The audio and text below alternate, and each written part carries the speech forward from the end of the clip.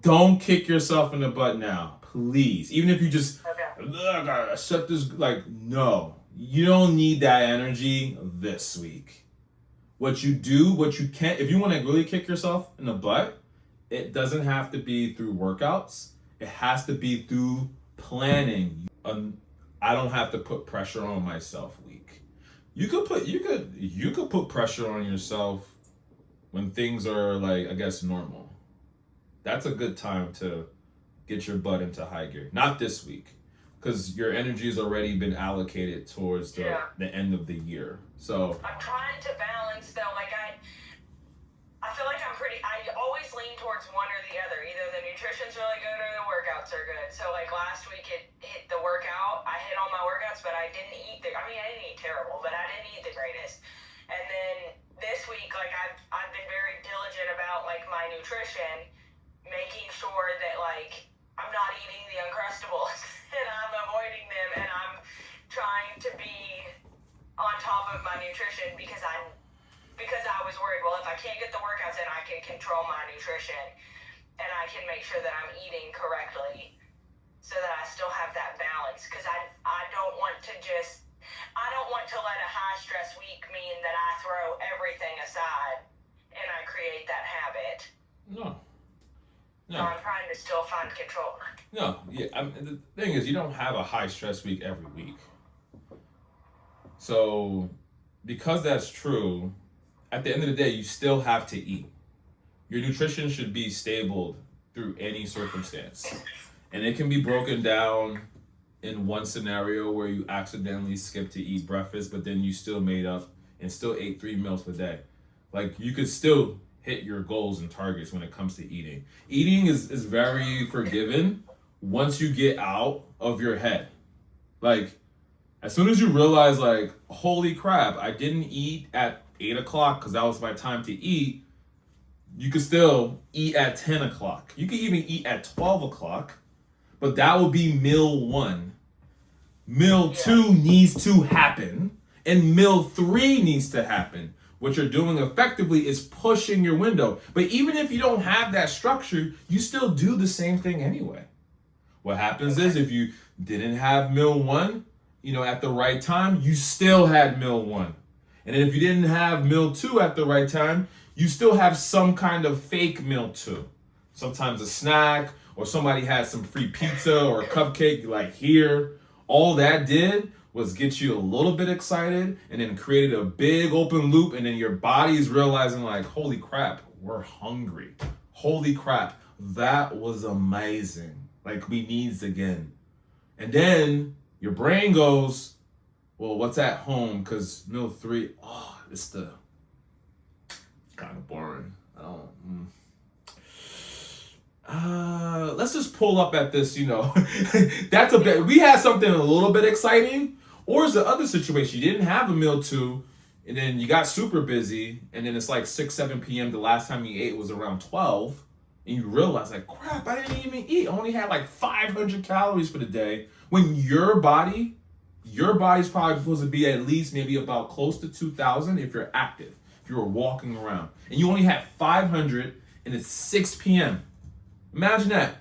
You only had 500 calories worth of energy, roughly about 25 to 35% of your energy take for the day, accounting for the stress that you had to deal with, accounting for you moving your mouth and just moving your body.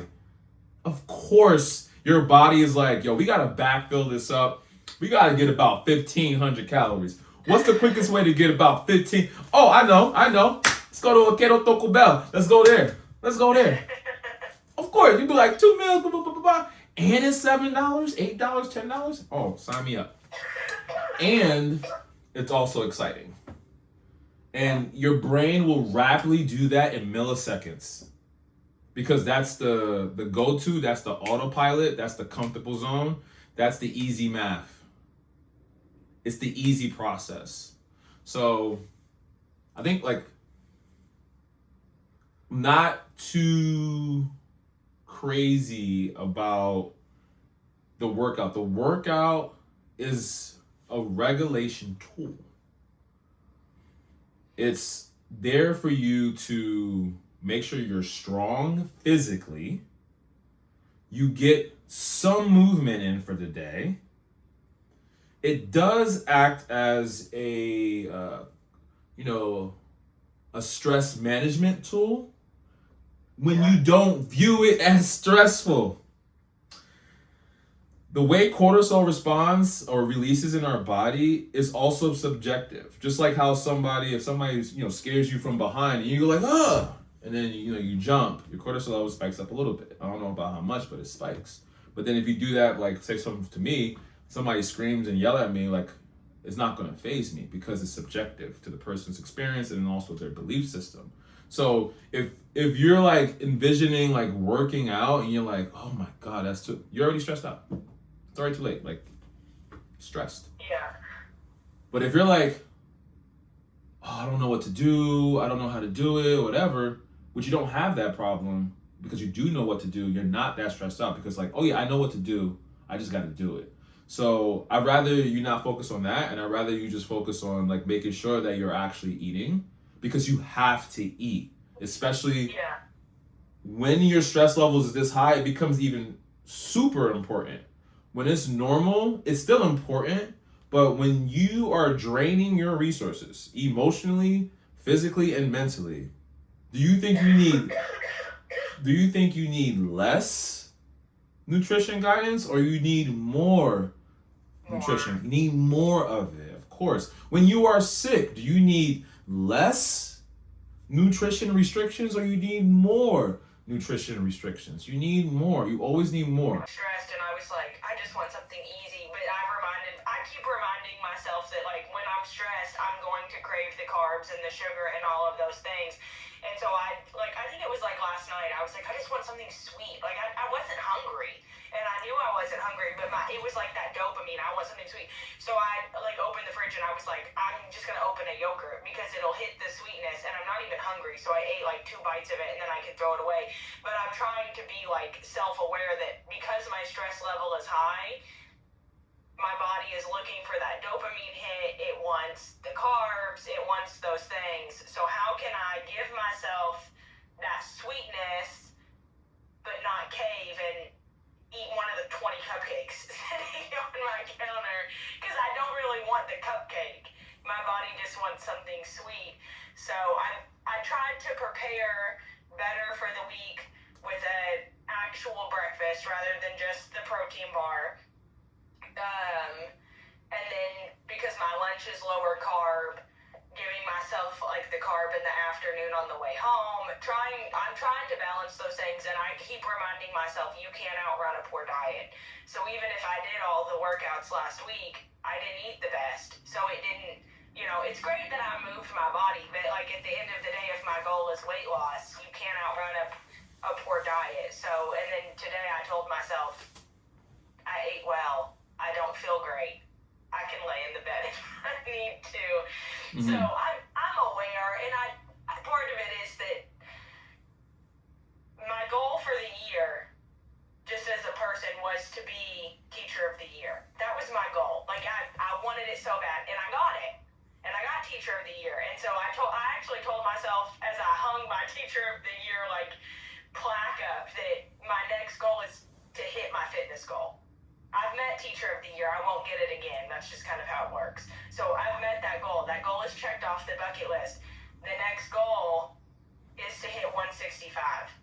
That's the goal, to hit my fitness and nutrition goal. Mm-hmm. And so that's where the focus needs to go. I'm still trying to balance it when I don't feel well and there's the high stress, but that's the goal. So trying to keep it in mind and keep that mindset that work's got to stay at work because this is the new goal. Yeah. And this is where I'm trying really hard to shift because I know I can do it. When I first started, I lost 15 pounds in 2 months. And I was strict with myself, and I followed the plan, and I hit the workouts, and I did what I had to do. So I keep trying to remind myself that it's possible, but it has to become the number one goal again, where I kind of let it to the side and let trying to be teacher of the year be my number one goal. So I'm really trying to refocus, but I also know I have to rest to get through the week or it's just going to get worse. Good. Yeah, there's a lot of good things you said. As far as laying out what it needs to take to hit your goals than actually hitting your goal, and then actually devoting yourself to really committing to your number goal, and then also identifying that using fitness as an execution tool for your weight loss is not going to be a successful process. It's a nice to have, but it's not going to translate if your nutrition Yeah. is garbito, right?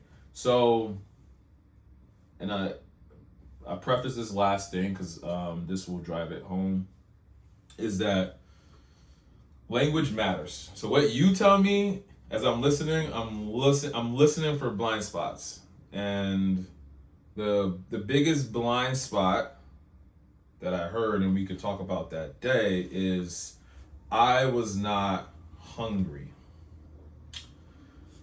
And then the second was you identify with awareness, I want something sweet. So the first part of I was not hungry, you do not need to have hunger to consume.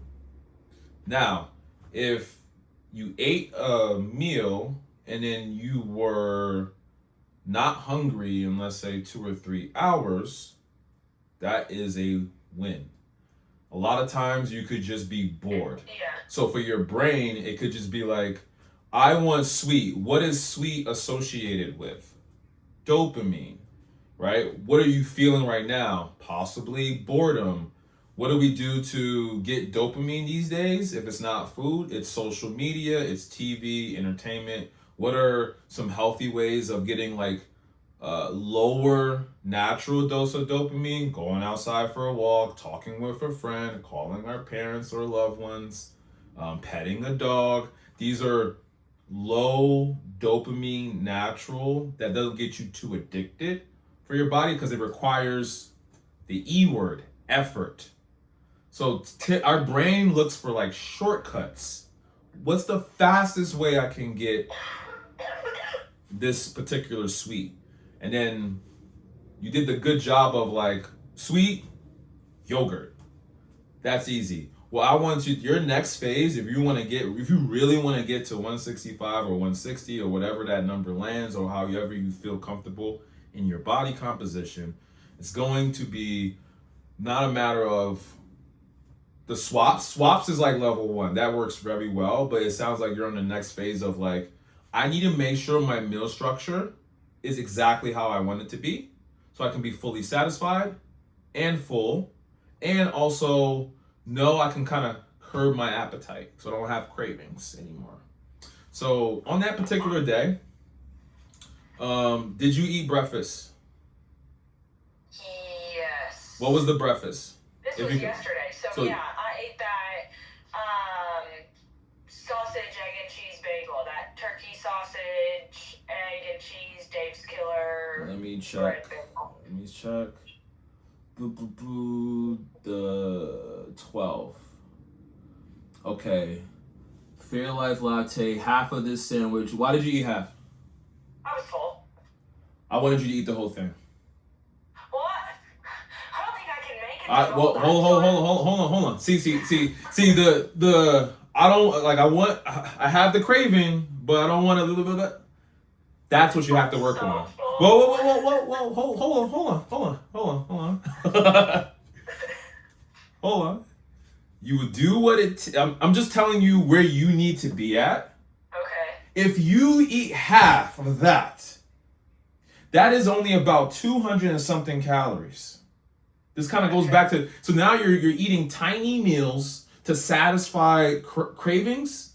Does that make sense? No. If you're eating half of a sandwich and then a liquid shake protein, that is considered low volume, and then you're purposely cutting your calories on a perfect meal.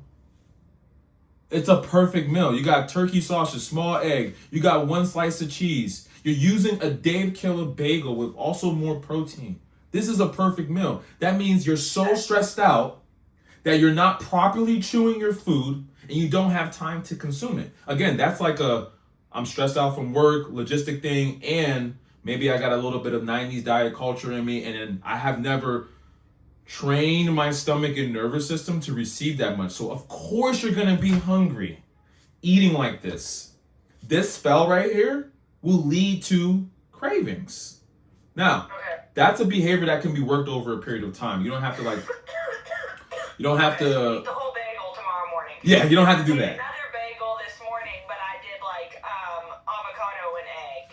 So I wouldn't pair And I ate half of fats. it again. I wouldn't pair fats with fats, right? That's going to increase your appetite and it's going to make you consume the whole thing more. The reason why this felt like a lot is because you packed it well. It was a perfect structure, but you rejected it behaviorally. You rejected it. But if you would have consumed that, because the effort, it's an effort thing. Oh, I gotta chew it. Oh, I'm kind of like stuff, or oh, I don't want to finish this whole thing because it's gonna ruin my mood to eat lunch. And it's like no. So then I look at let's look at the next meal, which looks more like tiny snacks. My lunch, the chicken and Yeah, cottage it's cheese and this is not enough the either. chips. So if I was critiquing this Okay. of like, is this bulletproof for cravings? This is not bulletproof for cravings. It Okay, looks so what should I add to that lunch? Because that's what I have for lunch every day this week. So I'm eating the same thing tomorrow and Friday. What should I add? yeah, I like what is that? Is that chicken? Yeah, there's chicken. It's about 3 ounces of like grilled chicken, a You cup of you you cottage need cheese, and then those are protein chips. And you then I you eat some fruit. you need 6 ounces of chicken. Okay. Okay. And then you need a whole grain carb with fiber. So that could be a wrap, because a lot of these tortilla wraps, it's like 10 grams of fiber in it. That will hold you off longer. And then you can also have the cuties as well too. Where did the cravings creep in? So now with that context, it's like, okay, you could have ate half, fine. Bring the other half, to lunch, just in case. You didn't have to do that. This 52 grams of protein is good, but Yeah. we know Taylor, she has craving for sweets. So it's like, maybe pack out a little bit more for lunch, or have like a sweet potato. Like, start incorporating carbohydrates that are starch based, that are kind of sweet in your lunch. I can do that. Like this drizzled rice cake that you had Yeah. in between.